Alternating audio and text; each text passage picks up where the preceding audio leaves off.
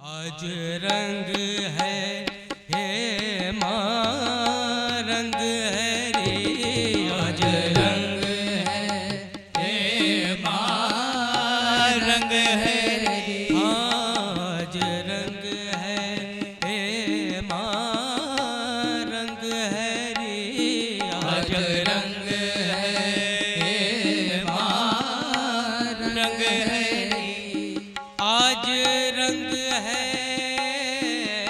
माँ रंग है री, मेरे महबूब के घर रंग है री, आज रंग है माँ रंग है री, मेरे महबूब के घर रंग है री, चाप तिलक सब छीनी रे मुँह से नैना मिला के, छाप तिलक सब छीनी रे मुँह से नैना मिला के।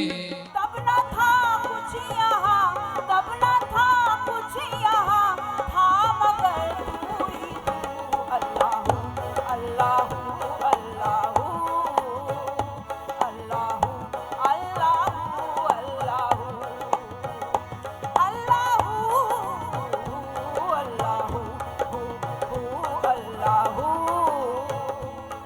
हिंदुस्तान में मौसीकी और इबादत का रिश्ता सदियों पुराना है। चाहे मंदिरों की घंटियों की गूंज हो या गुरुद्वारे में सुरीली गुरबानी या मस्जिदों में अजान, मौसीकी ही एक मौसर जरिया है जिससे हम अल्लाह या भगवान को पा सकते हैं।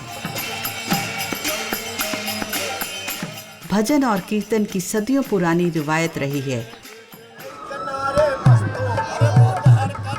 और इसी रिवायत को आगे बढ़ाते हुए सूफियाए कराम ने इसको एक नई पहचान दी।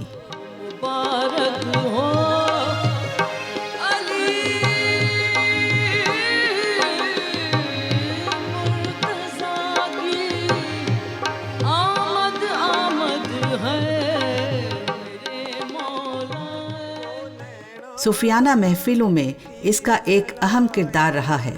दरअसल सूफी मौसीकी को गिज़ाए रूह मानते हैं। सूफियाना कवाली की महफिलों में समा का एक खास मकाम होता है। समा इस कदर दिल को छू जाता है कि आंखों से आंसू छलक पड़ते हैं।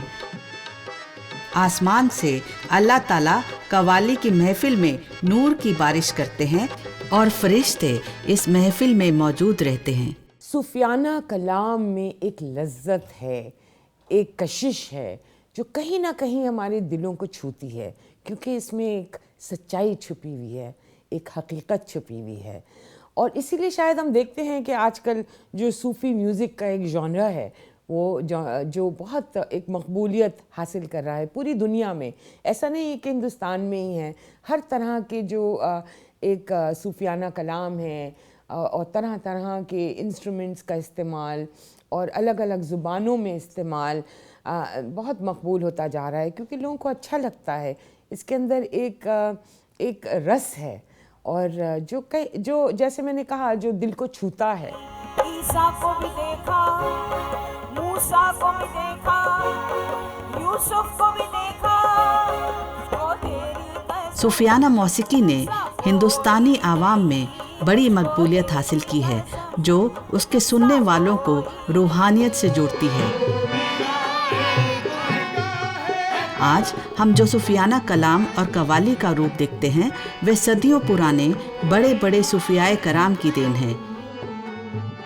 इसमें से कुछ बड़े नाम हैं जलालुद्दीन रूमी, ख्वाजा मोइनुद्दीन चिश्ती, कुतुबुद्दीन बख्तियार काकी, फरीदुद्दीन गंजे शक्कर, निज़ामुद्दीन औलिया और बुल्ले शाह। जहाँ जलालुद्दीन रूमी ने वर्लिंग दरवेश यानी रक्से दरवेश का आगाज़ किया, वहीं कवाली को मोइनुद्दीन चिश्ती और निज़ामुद्दीन औलिया ने परवान चढ़ाया। अमीर खुसरो ने इसी परंपरा को एक अलग पहचान दी।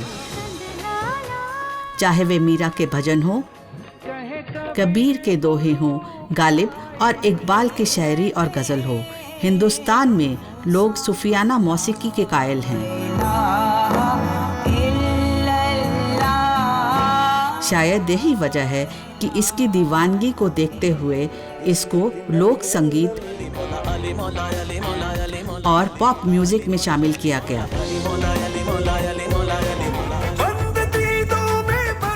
फिल्मों में भी सूफियाना मौसीकी का चलन अब आम हो गया है। मौलाना जलालुद्दीन रूमी अपनी 26,000 अशार वाली मसनवी के लिए आज भी दुनिया भर में जाने जाते हैं। उनको मौसीकी, शायरी और रक़्स से ख़ास मोहब्बत थी और उसे वो खुदा तक पहुंचने का जरिया मानते थे। उनके मुताबिक समा एक इंतहाई ऊंचा मकाम है जहां फना के बाद रूह को अल्लाह से नज़दीकी हासिल होती है। अक्सर सूफी रूमी को बाबाए तसव्वुफ भी मानते हैं। रूमी के बारे में एक दिलचस्प वाक़या है। एक दिन वो बाजार से गुजर रहे थे कि उन्होंने सोने का वरक कूटने की खट खट जैसी आवाज सुनी जो उनको ला इलाहा इल्लल्लाह की तरह लग रही थी।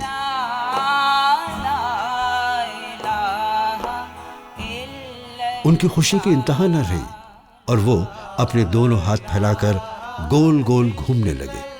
इसी ने आगे चलकर रक़्स दरवेश की शक्ल इख्तियार कर ली।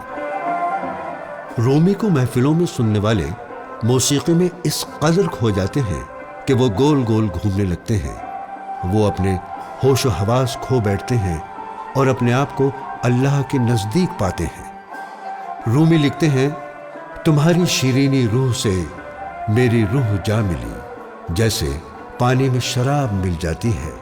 कौन है जो पानी और शराब को अलग कर सकता है जबकि मैं और तुम एक हो चुके हैं। यानी समा के जरिए बंदा मौला से ऐसे मिल जाता है जैसे शराब पानी में मिल जाती है। मौलाना रूमी जो थे वो कहते हैं कि जिंदगी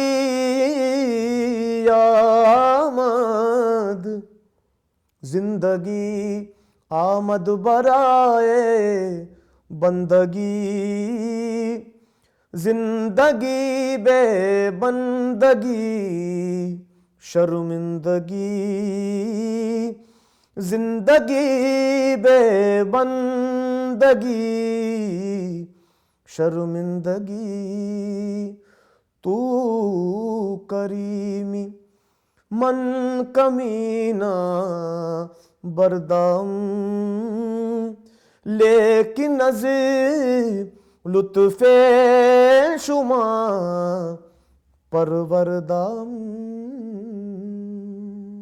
मौलाना रूमी कहते हैं कि तू करीमी मन कमीना बरदाम, तू करीम है, यू आर ग्रेट, और मैं बहुत छोटा सा अदना सा कमीना सा छोटा इंसान हूँ। ये फिर वो कहते हैं एंड में जो सबसे इंटरेस्टिंग लाइंस हैं, ज़िंदगी आमद बराए बंदगी, कर्म करने के लिए, इबादत करने के लिए, अच्छे काम करने के लिए, और ज़िंदगी बेबंदगी, जो ज़िंदगी में ये सब चीज़ें नहीं हैं, जिस ज़िंदगी में शर्मिंदगी, यकीनन वो ज़िंदगी शर्मिंदगी के काबिल है, वो ज़िंदगी ठीक से जी ही नहीं गई है। 13वीं ईस्वी के इस मशहूर मारूफ सूफी संत का यौम पैदाइश आज भी कोनिया तुर्की में बड़े पैमाने पर मनाया जाता है। हिंदुस्तान में समा ख्वाजा मोइनुद्दीन चिश्ती के साथ आया, जिन्होंने चिश्तिया सिलसिले की बुनियाद रखी। चिश्तिया सिलसिले के बुनियादी असूल हैं इंसानियत, अमन, प्रेम और भाईचारा। हालांकि कई सूफी सिलसिले हैं जैसे नक्शबंदिया, सोहरवर्दिया और कादरिया, पर चिश्तिया सिलसिले ने ही हिंदुस्तान में एक मकबूलियत हासिल की। मोइनुद्दीन चिश्ती सेंट्रल एशिया से आए और उन्होंने सूफी ख्याल को हिंदुस्तानी रस्मों रिवाज के मुताबिक ढाला। चिश्तिया सिलसिला बड़े पैमाने पर मकबूल हुआ और तमाम मज़ाहिब के लोगों के लिए उसके दरवाजे खोल दिए गए। आज भी अजमेर में ख्वाजा साहब की दरगाह पर अकीदतमंदों की भीड़ लगी होती है। क्या हिंदू, क्या मुसलमान, क्या सिख, क्या ईसाई, ख्वाजा साहब की दरगाह पर हर एक के लब से बस एक ही सदा उठती है,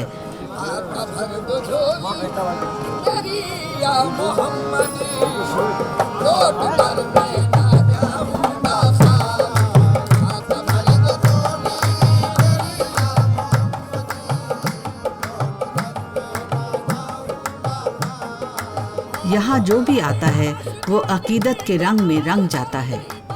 दूर दूर से लोग यहाँ पर न सिर्फ अपनी मुरादें पूरी करने आते हैं बल्कि कव्वाली का रूहानी लुत्फ लेने भी आते हैं। आंखें बंद करके वे गरीब नवाज को याद करते हैं और उन्हें पता ही नहीं चलता कि कब सुबह से शाम हो जाती है।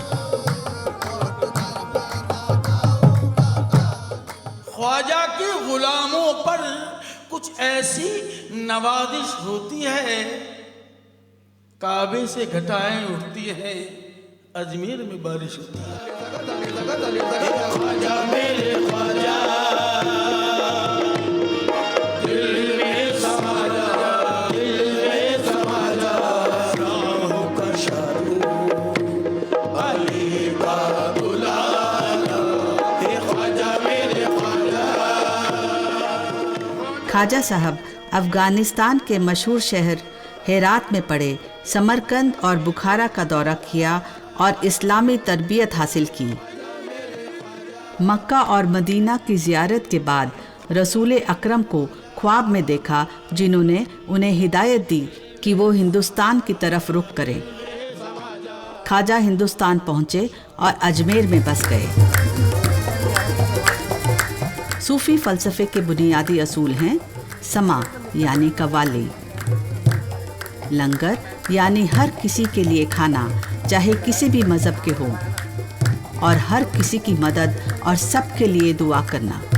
हज़रत मोइनुद्दीन चिश्ती अजमेरी, वहाँ आप जाके, वहाँ मैंने ख़ुद देखा है कि वहाँ जो तादाद आपको मुसलमान ज़ायरीन की दिखाई देती है उससे कम हिंदू ज़ायरीन नहीं होते, और वो अपने रवायती लिबास में, राजस्थान के लोग जब पगड़ियाँ बांधे हुए दाखिल होते हैं वहाँ तो एक अजब मंज़र होता है। तो दरगाह शरीफ में तो आप जाके देखेंगे वहाँ मंज़र, हर कौम के लोग आते हैं, हर तरह के लोग, वहाँ कोई दरवाज़ा किसी के लिए बंद नहीं। हम ये सुनकर दरे अक़दस पे चले आए हैं, ये किसी हाल में खाली नहीं जाने देते, इससे पहले ही ये करते हैं मदावा गम का, दिल की फरियाद ये लब पर नहीं आने देते। अब यकीनन मेरी तकदीर बदल जाएगी, इनको मंजूर ना होता तो ना आने देते। लोगों का अक़ीदा यही है कि जब इनका बुलावा होता है तभी कोई यहाँ आता है। हिंदुस्तान में अगर हम देखें तो ख्वाजा गरीब नवाज़ से समा का रिवायत शुरू होती है, जब अब जो, क्योंकि यहाँ पे भजन होते थे और जो लोग उनके हाथ पे इस्लाम लाए उनको ख्वाजा साहब ने इजाज़त दी कि वो अपने ही तरीक़े से अल्लाह को याद करें। लेकिन इसकी जो एक रिफ़ाइनमेंट हुई है और जो इसमें एक अपने उरूज को एक समा हिंदुस्तान में जो पहुंचा, वो हज़रत अमीर खुसरो की कोशिशों से हज़रत निज़ामुद्दीन औलिया की सरपरस्ती में पहुंचा। हज़रत निज़ामुद्दीन औलिया चिश्तिया सिलसिले के वो संत थे जिनकी पैदाइश उत्तर प्रदेश के बदायूं में हुई। 5 साल की उम्र में जब उनके वालिद अहमद बदायूनी का इंतकाल हुआ, वो अपनी वालिदा बीबी जुलेखा के साथ दिल्ली आए। 20 साल की उम्र में वो फरीदुद्दीन गंज शकर के शागिर्द बने। हालांकि वो बाबा फरीद से मिलने अजोधन जाते थे, जो आज का पाकपट्टन शरीफ कहलाता है, जो पाकिस्तान में है, लेकिन उन्होंने अपनी खानकाह दिल्ली में ही बनाई। निज़ामुद्दीन औलिया का मानना था कि मोहब्बत ही एक वाहिद जरिया है जिससे अल्लाह को पाया जा सकता है। उनके मुताबिक दुनियादारी से हटकर और इंसानियत की राह पर चलने से ही खुदा का साथ मिलता है। चलो रे माए औलिया पीर के दरबार, चलो रे माए औलिया पीर के दरबार, चलो रे माए औलिया पीर के दरबार, चलो रे माए औलिया पीर के दरबार, जहाँ पे पूर्वी दुल्हन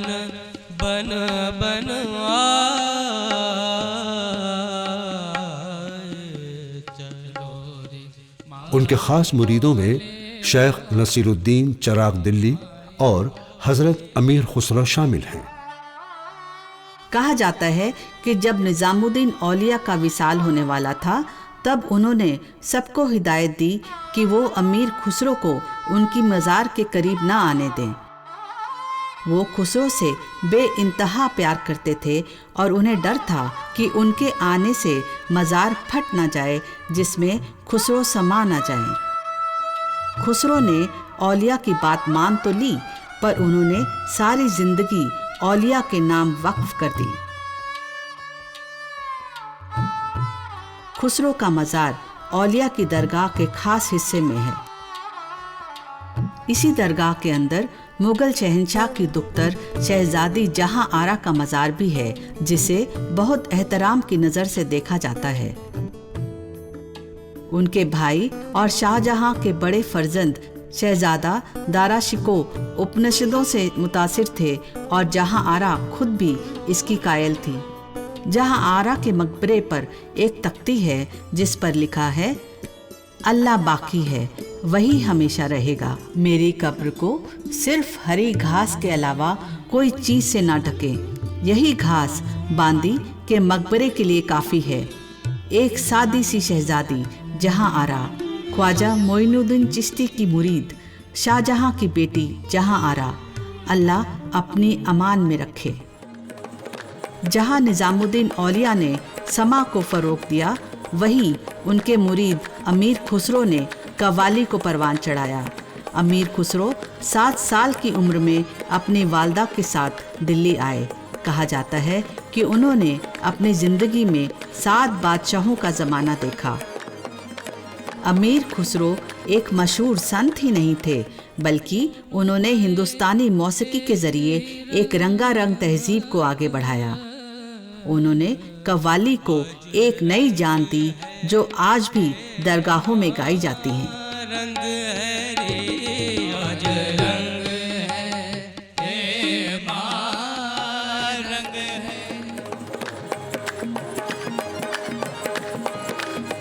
कव्वाली जो ताली बजाकर गाई जाती है, मिली जुली हिंदुस्तानी तहजीब की एक बेहतरीन मिसाल है। ये एक ऐसी अलहदा मौसीकी है जिसमें तकरार है, मोहब्बत है, शरारत है, शिकवा है, इबादत है, और एक ऐसा सुकून है जो हमें अल्लाह से रूबरू करता है। कहा एक शख्स ने, मजनू तुझे अल्लाह बुलाता है।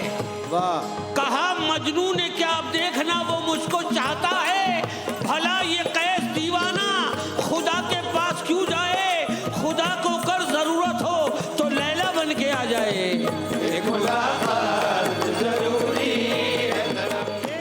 कव्वाली लफ्ज कौल से निकला है। कौल का मतलब है कलाम। इसका रूहानी पहलू भी है और रूमानी पहलू भी। ये खुदा, पैगंबर इस्लाम और सूफिया इकराम की शान में अदब और बंदगी के जज्बे के साथ पेश किए जाने वाला कलाम है।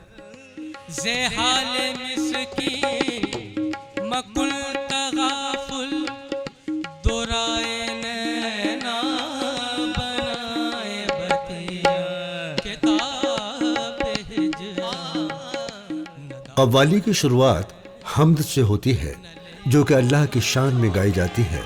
उसके बाद नात, जो पैगंबर इस्लाम हज़रत मोहम्मद सल्लल्लाहु अलैहि वसल्लम की तारीफ में गाई जाती है।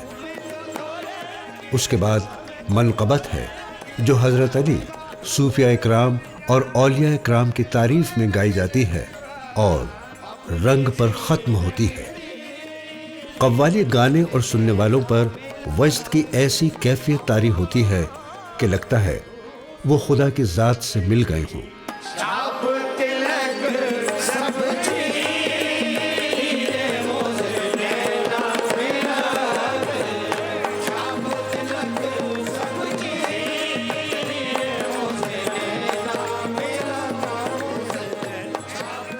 अमीर खुसरो ने हिंद ईरानी मौसीकी की रिवायत को मिलाकर कव्वाली बनाई। इनकी शायरी में एक तरह का सेक्युलर रंग भी होता है जो सबके दिलों को जोड़ता है।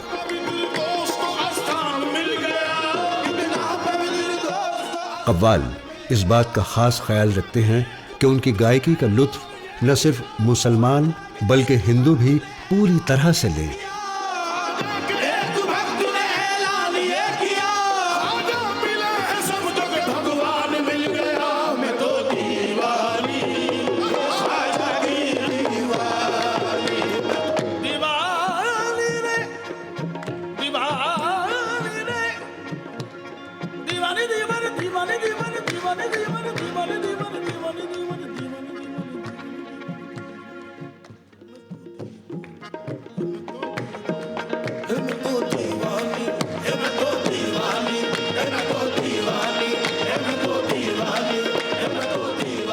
यही नहीं, उनकी गायकी में क्लासिकी मौसीकी का रंग भी शामिल होता है, जो माहौल में एक अजब सा जोश भर देता है।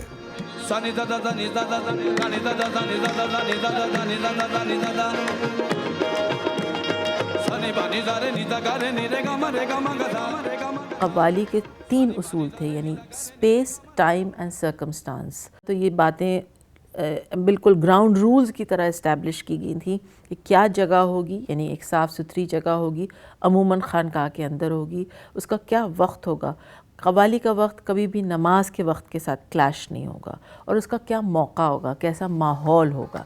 यानी कव्वाली का मकसद ये था कि एक आपका एक समा बन सके, एक आपका कम्युनिकेशन हो सके अल्लाह के साथ। कव्वाली की एक उसूलन जो बेसिक चीज़ है वो है गिरह बांधना, यानी एक सीमलेस तरीक़े से आप कैसे एक से दूसरा शेर जोड़ते चले जाते हैं। तो पहले तो ये मुमकिन था कि एक रेपर्टोर था जो ज़्यादातर चीज़ें उसमें अमीर खुसरो की थी, लेकिन अब जो कव्वाल का रेपर्टोर है उसमें वो कुछ भी जोड़ सकता है, और ये कव्वाली की मैं स्ट्रेंथ मानती हूँ, मैं इसको वीकनेस नहीं समझती हूँ। इससे डाइल्यूशन ज़रूर हुआ है, पोइटिक स्टैंडर्ड्स में डाइल्यूशन हुआ है, लेकिन एक फ्लूइडिटी भी आई है। अमीर खुसरो ने ख्याल और तराना का इजाद किया।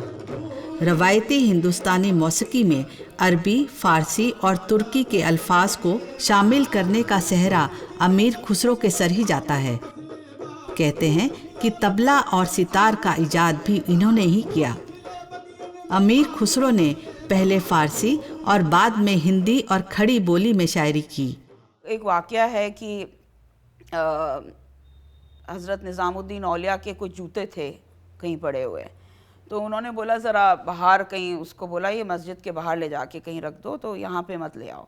तो उन्होंने वो जूते कहीं बाहर लेके जा रहा था वो आदमी, तो वो उधर से वो आ रहे थे हज़रत अमीर खुसरो, उनको अपने पीर की खुशबू आई। उन्होंने बोला मेरा पीर यहीं कहीं है।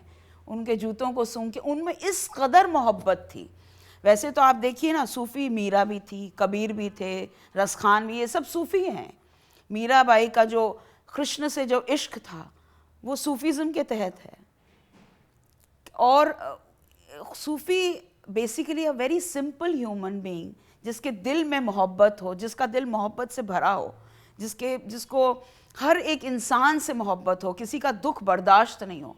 जिस तरीके से हज़रत अमीर खुसरो कहते हैं कि मैं जो हूँ, मैं मोहब्बत के मज़हब का मानने वाला हूँ, मुझे ना हिंदुइज़म चाहिए ना इस्लाम चाहिए, और मेरा तबीब जो है वो सिर्फ़ मेरा आशिक है, मेरा पीर है, मेरा गुरु है, यानी हज़रत निज़ामुद्दीन औलिया, और कोई डॉक्टर, कोई हकीम मेरा जो इश्क के दर्द के मारे उनका इलाज नहीं कर सकता। उन्होंने जो चीज़ें कही हैं शायद 800 साल पहले, वो आज भी इतनी ज़्यादा जो हैं इस्तेमाल होती हैं, प्रचलन में हैं। खुसरो दरिया प्रेम का उल्टी वाकी धार, जो उतरा सो डूब गया, जो डूबा सो पार। हे खुसरो, मोहब्बत के समंदर की धारा बिल्कुल उल्टी है। जिसने उसमें छलांग लगाई वो डूब जाता है, और जो डूब जाता है वह पार पहुंचता है। ये है खुसरो का प्रेम संगीत, जो आज भी सूफी दरगाहों और महफिलों में गूंजता है।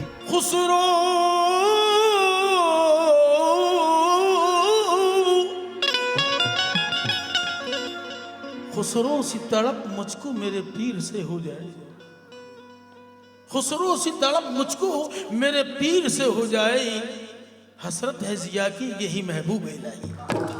मतवारी करी मेरे मोसे नैना मिला के, बल बल जाऊं मैं तोरे रंग रजवा, बल बल जाऊं मैं तोरे रंग रजवा, बल बल जाऊं मैं तोरे रंग रजवा। ज्यादातर सूफी संत समा के हक में थे, पर कुछ ऐसे भी सूफी संत थे जो इसे पसंद नहीं करते थे।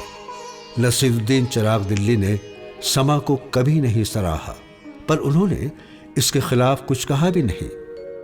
यही वजह है कि उनकी दरगाह में कव्वाली का एहतमाम नहीं हुआ। चिराग दिल्ली 14वीं सदी के सूफी शायर और संत थे जिनका ताल्लुक चिश्तिया सिलसिले से था। वो हजरत निजामुद्दीन औलिया के मुरीद थे। बाद में उन्हें रोशन चिराग दिल्ली का खिताब दिया गया। हजरत निजामुद्दीन औलिया समा से बहुत मुतासिर थे, लेकिन जब कट्टर मौलवियों ने उनकी मुखालफत की तो उन्होंने उलमा इस्लाम की एक जमात से इस मामले में सलाह मशवरा किया कि क्या समा को शरीयत की इजाज़त है, जिस पर उलमा की एक जमात ने समा को तस्लीम किया। सूफ़ी मौसीकी के कायल हैं, उनकी जो दलील है वो दलील ये है कि जब हज़रत मोहम्मद सल्लल्लाहु अलैहि वसल्लम जो इस्लाम के आखिरी पैगंबर हैं, जब मक्के से मदीने आए तो मदीने की बच्चियों ने दफ बजाकर गाना गाकर उनका इस्तकबाल किया, तो सूफिया वहाँ से उसकी सैंक्शन लेते हैं। चिश्तिया सिलसिले के एक और बड़े पीर कुतुबुद्दीन बख्तियार काकी थे जो समा से बहुत मुतासिर रहे। इनके बारे में कहा जाता है कि वो एक बार आलमे वश्त में पहुंच गए जब उन्होंने ये आयत सुनी, जिन्होंने खुदा को सुपुर्दगी के जरिए मिटा दिया वो हर लम्हा एक नई जिंदगी है। यही आवाज़ उन पर इस कदर हावी हुई कि वे 4 दिन तक बदहवास रहे और 5वें दिन उनकी रूह परवास कर गई। ख्वाजा कुतुब बख्तियार काकी जो दिल्ली के एक बहुत मशहूर बुज़ुर्ग हैं, जो ख्वाजा गरीब नवाज़ के वारिस हैं, उनके खलीफा हैं, और जिन्होंने दिल्ली में पहला सूफ़ी सेंटर यानी मरकज़ कायम किया, उनको समा का बहुत शौक़ था। आपका जब विसाल हुआ, जब आपने पर्दा फरमाया, तो आप तो समा सुनते हुए आपका वसाल हुआ काजी हमीदुद्दीन नागौरी की गोद में, और एक आशार आपने 3 दिन तक सुना, कुश्तगाने खंजरे तस्लीम रा हर ज़मन गैब जाने दीगरस्त, यानी अल्लाह की राह में जो तस्लीम करते हैं उनको हर सेकंड जो है, हर लम्हे जो है, एक नई ज़िंदगी मिलती है। और उठते थे आप नमाज के लिए और फिर एक कैफियत हो जाती थी, कैफियत तारी हो जाती थी, और उसी कैफियत में आपका विसाल हो गया। निज़ामुद्दीन औलिया की ख्वाहिश थी कि जब उनका विसाल होने वाला हो उनके मुरीद समा करवाएं, पर उनके मुरीदों का दिल नहीं माना। लेकिन जब उनका जनाजा उठा तब वो समा के साथ गए। समा सूफी संतों पर इस कदर असरअंदाज हुआ कि वह अक्सर उनकी मौत से भी जुड़ा होता है। कव्वाली की तरह सूफियाना कलाम में गज़ल का भी एक ख़ास मकाम है।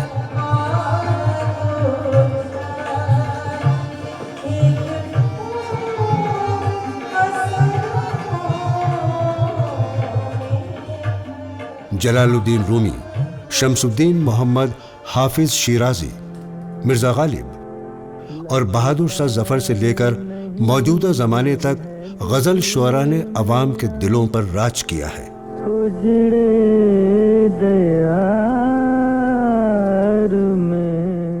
उस ज़माने का जो ख़ास मौजू था वो तसव्वुफ़ था। तसव्वुफ़ के बग़ैर गज़ल नहीं लिखी जाती थी। गज़ल के जो असल मानी हैं वो आशिक़ और माशूक़ से बात करने के हैं। यानी ये कहा जाए कि अगर उसे लुग़त में उसके मानी क्या हैं तो औरत से बात करने के हैं। तो जो इसका लहजा होता है, जो अंदाज़ होता है, ऐसा होता है कि दो आशिक और माशूक बैठ के बातें कर रहे हैं। कुछ गज़लें इश्क़ हकीकी यानी खुदा से मोहब्बत से लबरेज होती हैं, जबकि कुछ गज़लें इश्क़ मजाजी यानी इंसानी मोहब्बत की तरफ रहनुमाई करती हैं। सूफियाना गज़लें एक मुख्तलिफ अंदाज बयां करती हैं जो इश्क़ हकीकी में डूबी होती हैं। मिर्ज़ा गालिब एक ऐसे शायर थे जिनके कलाम में इश्क़ मजाजी और इश्क़ हकीकी दोनों रंग पाए जाते हैं। गालिब को प्यार से मिर्ज़ा नौशा भी कहते हैं। उनका एक मशहूर शेर है, न था कुछ तो खुदा था, कुछ न होता तो खुदा होता, डुबोया मुझको होनी ने, न होता मैं तो क्या होता। मिर्ज़ा गालिब मुग़ल सल्तनत के एक आखिरी शायर थे जिन्होंने मुल्क को बिखरते हुए देखा और सल्तनतों को आते जाते देखा। बहादुर शाह ज़फ़र, जो खुद एक बड़े शायर थे, ने उन्हें अपना उस्ताद बनाया था। जाहिर है मिर्ज़ा गालिब ने वो बुलंदी हासिल की जो शायद ही किसी और शायर को मिली हो। उनके देखे से आ जाती है जो मुँह पर रौनक, वो समझते हैं कि बीमार का हाल अच्छा है। तुमको भी हम दिखाएंगे,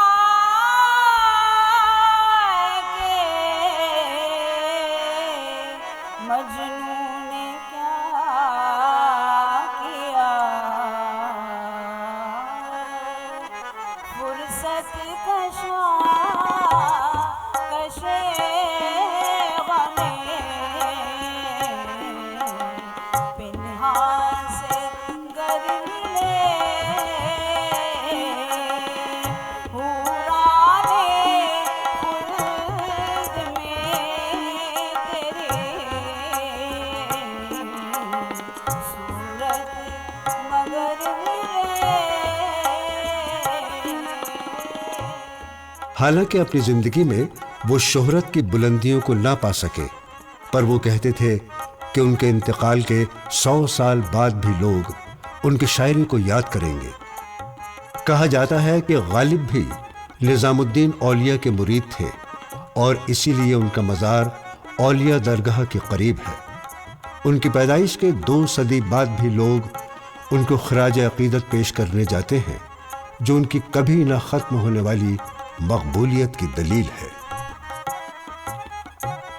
गालिब की ही तरह अलामा इकबाल के भी लोग दुनिया भर में कायल हैं, जिनकी गज़लें आज भी महफिलों में पढ़ी और गाई जाती हैं। वे अपने आप को कलंदर या फ़कीर कहते थे। अपनी कलाम में उन्होंने जलालुद्दीन रूमी को एक रहनुमा का दर्जा दिया। अल्लाह का जिक्र होते ही उनकी आंखों से बेसाख्ता आंसू बहने लगते। अपने कलाम क़याम मशरिक़ में वे कहते हैं कि वो इंसान जो अल्लाह से मोहब्बत करता है उसका ज़मीन और आसमान पर इख्तियार है। अल्लामा इकबाल की शायरी, रूमी की शायरी, ये सब लोगों की जब शायरी पढ़ी तब आई गॉट एब्सोल्युटली बहुत मैं एकदम उससे मुतासिर हुई। और ख़ास तौर पे अल्लामा इकबाल की शायरी, जैसे उसमें एक है कि निकली तो लबे इकबाल से है, पर जाने किसकी है ये सदा, पैगाम सुकून पहुंचा भी गई, दिल महफिल का तड़पा भी गई। और उसमें उन्होंने इतनी खूबसूरत बातें की हैं कि मतलब मेरा सूफीज़म की तरफ ये रुझान जो है उन्हीं के शायरी को अंडरस्टैंडिंग करते हुए उसी के कारण हुआ है।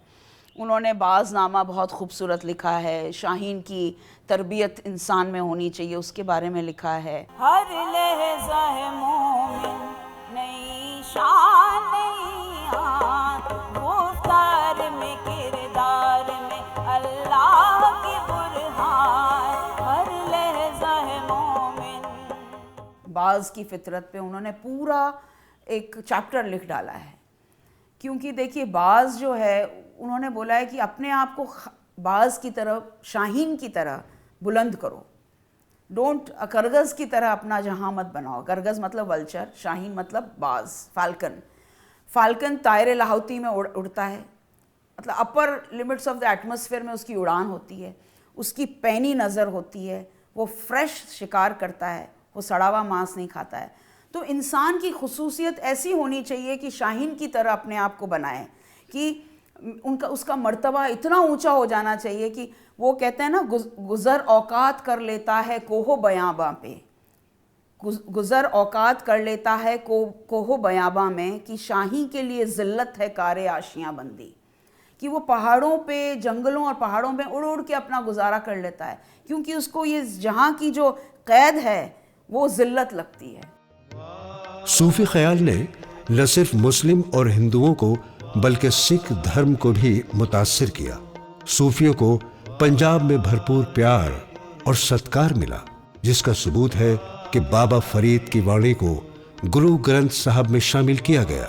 सिख धर्म पर सूफियों का इतना गहरा असर पाया जाता है कि हर मंदिर साहब का संग बुनियाद सूफी फकीर मियां मीर ने रखा था।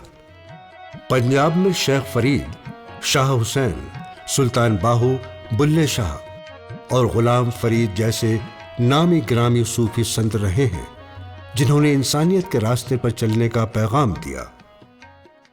अगर आप सबसे पहले सूफी पोइट्री लिखने वाले हमारे जो बाबा फरीद हैं, उनके यहाँ जाएं तो आप देखेंगे कि अभी वो बहुत छोटे छोटे दोहे लिखते हैं।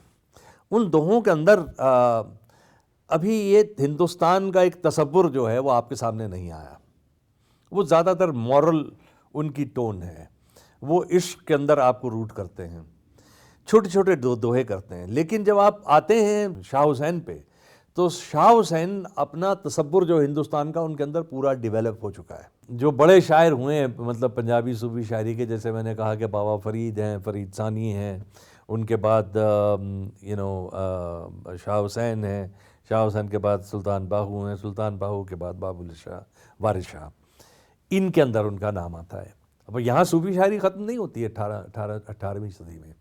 19वीं सदी में लोग आते हैं, वो दरमियाने शायर तो नहीं हैं लेकिन बहुत बड़े शायर भी नहीं है, लेकिन 5-6 शायर हैं ऐसे, क़ादर यार हैं, हाफिज़ हैं, शाह मोहम्मद हैं और अपने ख्वाजा ग़ुलाम फ़रीद, आखिरी बड़े सबसे बड़े शायर हुए हैं वो ख्वाजा ग़ुलाम फ़रीद हैं। तो ये इस तरह से अगर आप देखें तो मतलब पंजाब की जो शायरी है सूफियों की, उसमें तकरीबन 10 बड़े नाम हैं। ये दर्द बछोड़े दा हाल निमाए, दर्द बछोड़े दा हाल निमै कैनो सुनावा,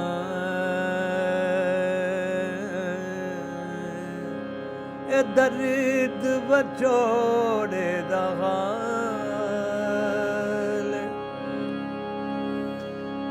तू आ तुखे मेरे मुर्शद वाला,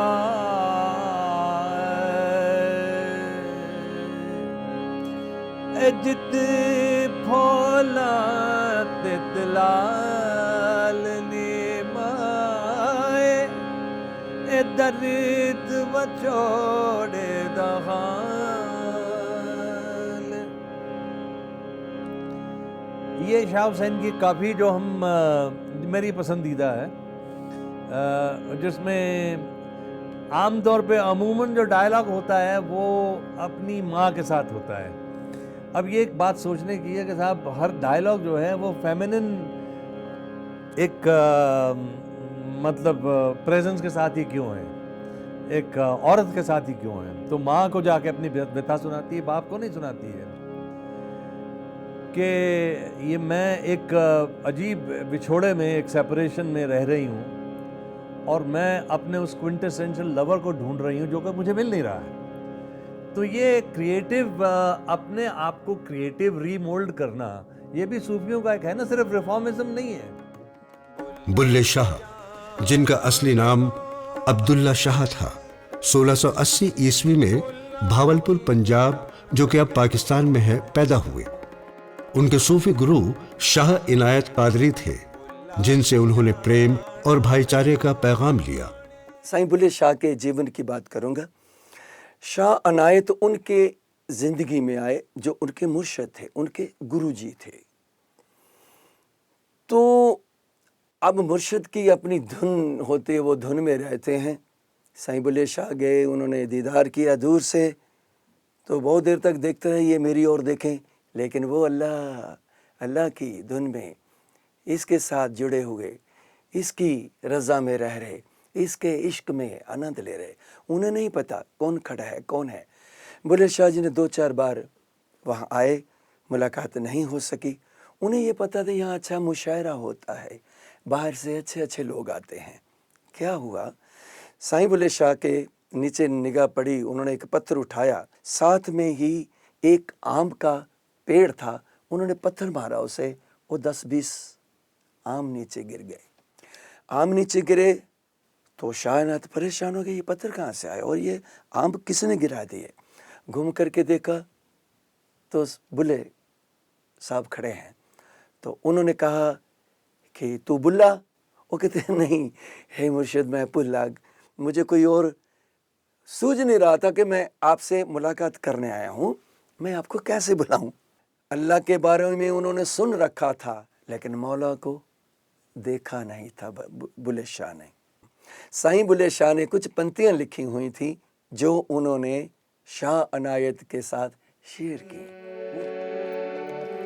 जित वल यार उते वल काबा, पावे भोल किताबा चारे, पावे फूल किताबा चारे, नी मैं कमली हाँ, मैं हो गई कमली, हो गई कमली, हो गई कमली कमली कमली, मैं हो गई कमली, हो गई कमली, हो गई कमली कमली कमली, ओनी मैं कमली और भी कमली।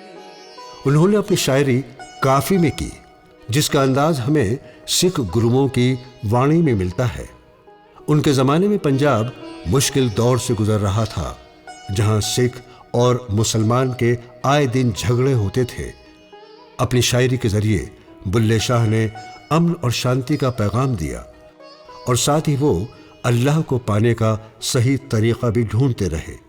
बुल्ले शाह की शायरी के रूप में शायद ये इंसानियत की आत्मा है, वो जो तड़प रही है कि हम असल में बुनियादी रूप में हम एक हैं, हम एक ही नूर से पैदा हुए हैं, लेकिन हमें बांट दिया गया है अलग अलग धर्मों में, फ़िरक़ों में। और वो जो जंजीरें हैं, जो दिखाई नहीं दे रही जंजीरें, कि उन जंजीरों को तोड़ने की एक तड़प ही है जो बुल्ले शाह के रूप में बार बार उभरती है। और बुल्ले शाह हमारी उस तड़प को गाता है, इसलिए वो हमारे दिलों के सबसे करीब है। हमें उसकी ज़रूरत है कि हम उसके ज़रिए हम अपनी ही आत्मा को आवाज़ दे रहे हैं। उनकी शायरी उनकी सूफी रूहानियत के 4 मराहिल के सफ़र को बताती है: शरीयत, तरीक़त, हकीकत और मार्फत। बुल्ले शाह ने इंसानियत और ज़िंदगी के जिन बुनियादी मसाइल का बयां किया, उसका एक बड़ा हिस्सा सादगी है। बुल्ले शाह की मकबूलियत से हिंदू, सिख और मुस्लिम सभी लोग मुतासिर हुए। वो अपनी शायरी में बड़ी सादगी से जिंदगी के उलझे हुए मसाइल का हल ढूंढते हैं। हज़रत मौलाना रूमी जो हैं वो हुए हैं 13वीं सेंचुरी में, 1207 या 1209 के आसपास का जन्म है उनका। तो उनकी एक पोएम है, चितदबीर मुसलमानान की मन खुदरो नमीदानम, कि मेरे मुसलमान दोस्तों, भाइयों, तुम बड़े समझदार हो गए, तुम जानते हो तुम कौन हो, मैं नहीं जानता कि मैं कौन हूँ। मैं क्रिश्चियन नहीं हूँ, मैं ज्यू नहीं हूँ, मैं ज़ोरेस्ट्रियन नहीं हूँ और मैं मुसलमान भी नहीं हूँ। तो मैं आपको 2 पैरेलल दिखाता हूँ, एक ये और एक बाबा बुल्ले शाह, जो कि 18वीं सदी के हैं। तो 13 और 18 में 500 साल का फ़र्क है, लेकिन एक कंटिन्यूटी है। देखिए कैसे।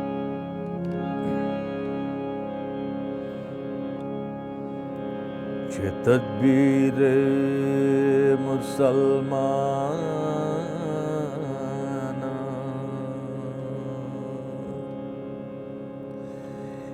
कि मन खुद रो नमी दानम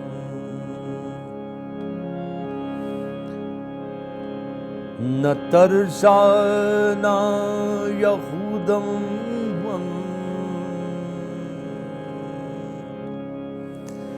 न गबरम न मुसलमान।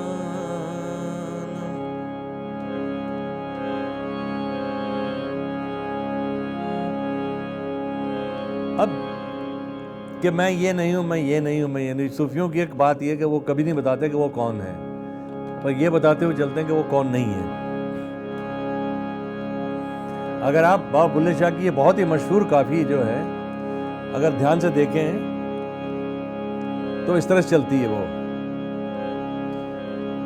कि जाना मैं कौन भुलिया कि जाना मैं कौन फिर,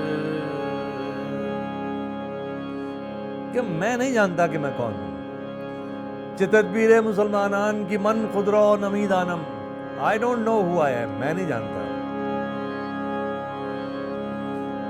ना मैं मोमन विच मसीता, ना मैं विच कुफर दियां रेता,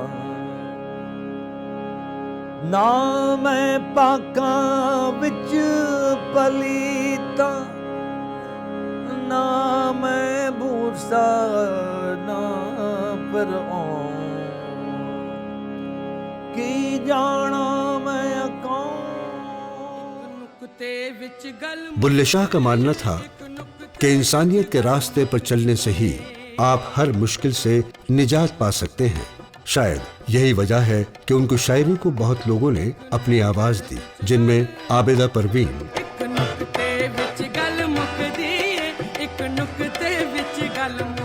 और रबी शेरगिल जैसे नामी गायक शामिल हैं।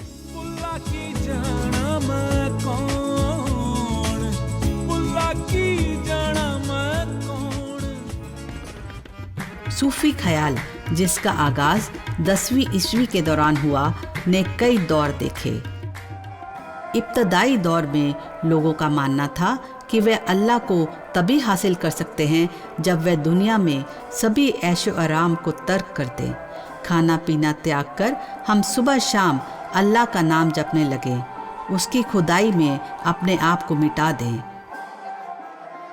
फिर एक ऐसा दौर आया जहां लोग सूफियों की मज़ारों पर जाने लगे और खानकाहों को अल्लाह ताला को पाने का जरिया मानने लगे। आज भी लोग जहां मज़ारों पर जाते हैं, वहीं वे रूहानी सुकून पाने के लिए सूफियाना महफिलों में भी जाते हैं। सूफी गायकों को सुनकर उन्हें अपनी रोज़मर्रा ज़िंदगी की कश्मकश से निजात मिल जाती है।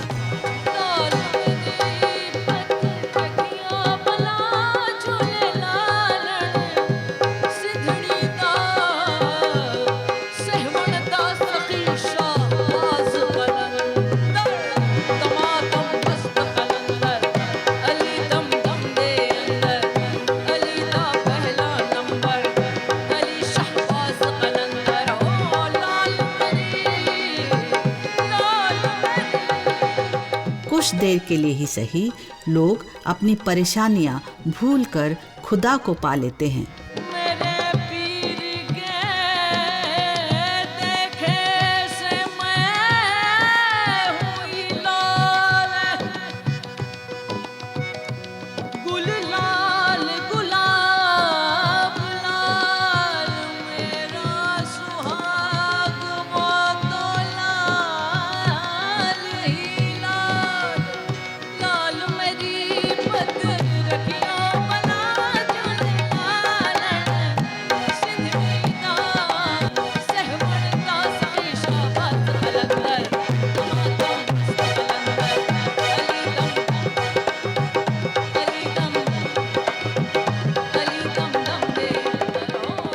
सूफी दरगाहों से निकलकर बादशाहों के दरबार और फिल्मी दुनिया का सफ़र तय करते हुए सूफियाना मौसीकी ने 1000 सालों में कई रूप बदले।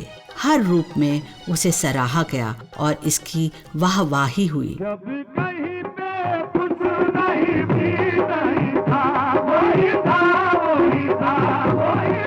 ये सूफी संतों का राग भी है और जवा दिलों की धड़कन भी है। इसीलिए सूफियाना मौसीकी आज भी जिंदा है और हमेशा जिंदा रहेगी।